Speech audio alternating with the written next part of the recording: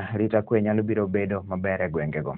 Ka gilose boma ma Nakuru gimedo kwedo mokalo monj ma osebed kisiko ka koro itimo e gwenge moko Baringo kono mosemiyo koro thoth ji oganda osebedo ka wito ngimagi kaachiel to kod ji odar e miechegi kendo koro ginyal bedo e utegi ma gisedaki kuom higni mathoth mokadho.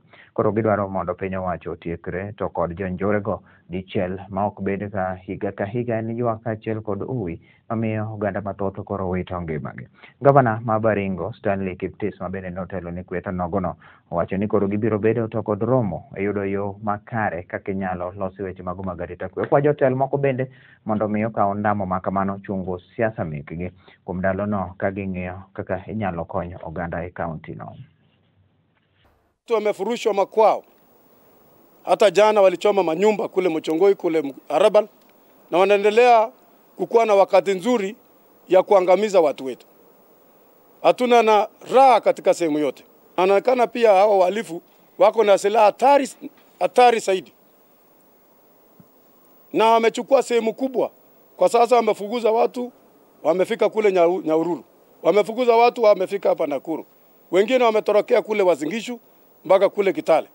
Kwa hivyo ningependa kuuliza serikali kuu, yale ambao wamepata kutuambia kwamba wanakuja disarmament, wanakuja kuwafurusha kutoka kule Arabal, kutoka kule Mchongoi, wangekuwa wamefanya hiyo kitambo. Siku 14 ileleweka ilipita kitambo. Na hawa vijana ambao wamechivicha kwa mistuni wanaendelea kuwa na raha na wanachukua nafasi yao kwa watu wengi.